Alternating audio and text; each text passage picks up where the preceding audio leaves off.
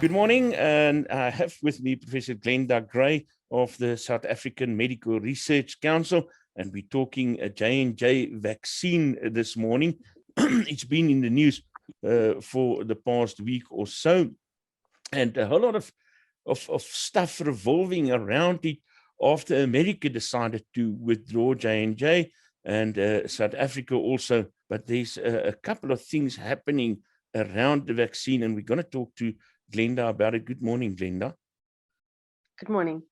So let's start off with the original news. J&J realizing that there's a problem with blood clots that they picked up in America. What exactly is the problem there? Sure. There appears to be a rare clotting disorder which is associated with low platelet counts. So platelets are little cells in your body that help you with clotting. And so it's called vaccine-induced thrombocytopenia. And this has there's this rare event appears to occur, has been reported in the AstraZeneca vaccine, and we're trying to establish whether the same vaccine-induced thrombocytopenia fits the same profile as in J&J as we saw in the AstraZeneca. There also have been reports of this rare clotting event in other vaccines like the Moderna and Pfizer. So at a global level, as you go to scale, as you take a vaccine from being evaluated in 40,000 people to be evaluated in millions of people, the rare events induced will become evident. And so I think what we're seeing is this. It's also important to note that COVID-19 infection itself causes thromboembolic events. And so that we do know that the COVID itself has been associated with pulmonary embolism, infarcts in all parts of the body, and also clots and occlusions of veins. So COVID itself does this as well, and maybe the immune response that we induced with a vaccine mimics some of these events. Okay, and what are the risks of these clotting? So at this moment in time, there's been 6 cases reported. They're predominantly in women. They can either occur in your spleen, or you can have what we call a central venous sinus thrombosis. So the signs of those are in an unremitting headache that occurs about 3 or 4 days after the vaccination, or intense abdominal pain. And so these are very rare events. So they're 6 in millions of people who've been vaccinated. So we're obviously trying to unpack a little bit more what is happening. So we have been talking to hematologists and immunologists, and I think that there've been a lot of the South African Society for Hematology is coming out with a statement and advice about how to manage these rare events. So the quicker we detect them and the quicker we manage them, outcome. And I think that's the importance of evaluating safety instead of ignoring these events. It's better for us to understand these events, and then so we can manage them carefully. We've seen this with other drugs. There was an antiretroviral drug called abacavir that certain people who took it had extreme side effects, and once we found the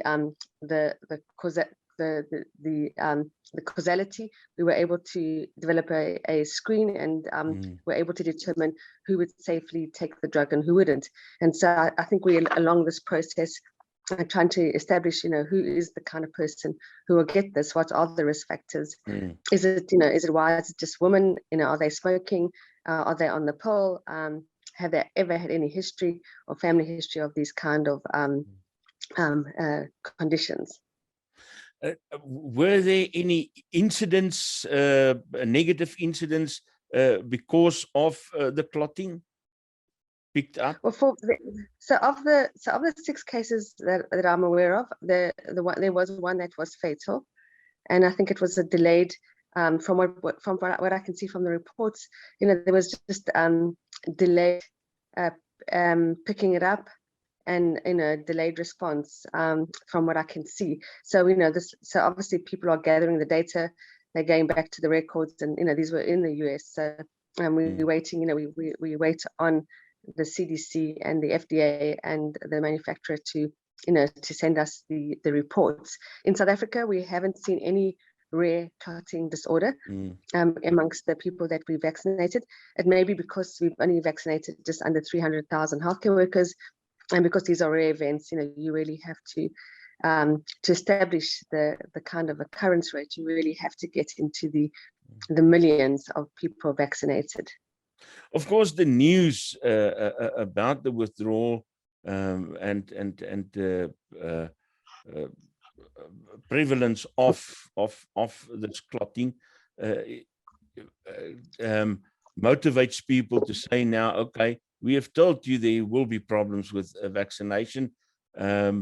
Do South Africans have to be scared now about vaccinations?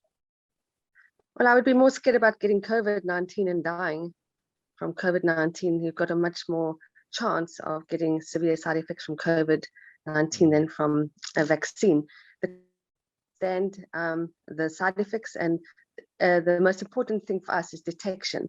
And so what we have to do is we have to educate the public, and we have to develop the risk profile so that whoever takes the vaccine who may be at risk of this is managed quickly and properly. And what you do need for this is you need to take your full blood count, and you will have a low platelet. And the moment we see the low platelet, we will know what the condition is, and we also know how to treat it. So so I think it's all about detection. And so obviously so what we have to do is we have to implement interventions. There are millions of these vaccines. There's over just under 500 million people who've got these vaccines, and the vaccines, whether it's the AstraZeneca or the J&J study, the other vaccines that have that are also have the same platforms like the Sputnik, and obviously all the vaccines have similar spike protein immunogens in them. So I think it's important that at a global level we monitor the side effects from the vaccines, and obviously it's a risk-benefit ratio. So the individual or the country has to decide whether it's whether it's better to allow people to get COVID-19, or whether the benefit of getting a vaccine outweighs the risk. So I think it's at an individual level. I think you have to decide. I don't want to take the vaccine because I'm scared of this rare event, or you can decide to take the vaccine and not get COVID.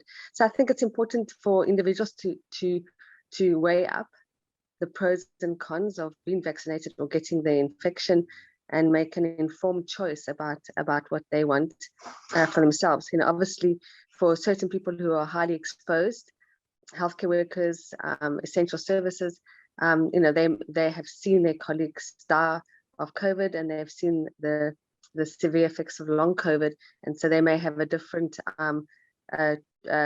make a different decision than someone, say, in New Zealand, where the risk of COVID is much less than in South Africa. But what about J&J now? I mean, last time we spoke, you played an integral role into getting J&J here, and now all of a sudden we have to withdraw it. What's happening now? Well, we're in a pause at the moment, and that's science, So we know we're in a pause, and so we understand that science must take its course. And as scientists, we obviously are incredibly excited about its efficacy and how it works. We've rolled this out to over 300,000 healthcare workers. I'm glad that these healthcare workers have their jabs, and it helps me feel better about the epidemic. And I hope that common sense will prevail. But I also think that, obviously the FDA and SAMRC have a difficult job to do. Their job is to look at both safety and efficacy, and to weigh up the pros and cons. and to evaluate what to do. And I do feel that they probably will allow us to proceed with caution, and to make sure that we have to not only help with preventing COVID, but we also have to make sure that we optimize the safety of people who take the vaccine. Glenda, just two more questions, then I'm finished. The one is just quickly, I understand that Israel is showing quite a decline in infections, and they ascribe it to vaccinations. Is that true? Just to let people know how vaccinations work. Sure. I mean, we've seen, so Israel has vaccinated more of the population than any other country, and we've seen the rates are going right down. And I was lucky to see some data last week that was presented by Pfizer that just shows a complete drop off of infections, and so that's exciting. And we do have to get ahead of this virus, because the virus is evolving. And the more we allow it to evolve, the harder it's going to be to. So what Israel has shown is that by getting ahead of the virus, and it's able to control outbreaks, it's able to manage the pandemic, their epidemic in a better way. And so I do worry that the longer, and if the longer Africa takes to vaccinate, the more this virus is going to evolve, and the more it's going to cause chaos at a global level. And then just talk to us about a third wave. When, where, how big do we know? I'm not a prophet. I'm a scientist. So sorry. Sometimes people think we both prophets and scientists. But it anyway, sounds the same.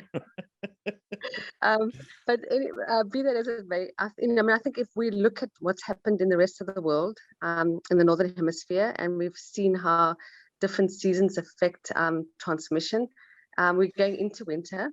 We're going to close our windows. We're going to crowd in malls. We've just come out of Easter, and we've seen Kenya go into a third wave. And so I think that as the virus evolves, and as we, there's ongoing transmission that's happening in our country, and the moment you start to crowd and close your windows and move around in crowded taxis or work with your windows closed, you face the risk of a surge. So obviously we all hope that there's not going to be a third wave, and but we also have to be prepared for it. And the only way we can be prepared for it is to make sure that we get the vaccines that we need, we don't run out of oxygen, and we protect our healthcare workers. And then just one last question. I always wonder about this. Where do viruses go when they're not in a wave? They continue to transmit it at low grades. And so there's always if you have a look at all the countries, so you have these surges that occur, and the surges usually occur for lots of reasons. There's been a super spreading event, the virus has evolved, or that people are crowding around. And so the virus continues to infect and transmit, and in between waves, particularly in people who are chronic shedders, or maybe immunosuppressed, itself, it could evolve. And then as it's evolving, it could then infect other people who might have been exposed to a previous variant and reinfect them. So, if this virus is evolving, it's under immune pressure to evolve. It spells trouble. So during the waves, there's transmission happening, and the virus is evolving. Professor Glenda Gray of the South African Medical Research Council, thank you very much for your time. Have a good day. It's a pleasure. Thank you so much. Bye-bye. Okay. Bye.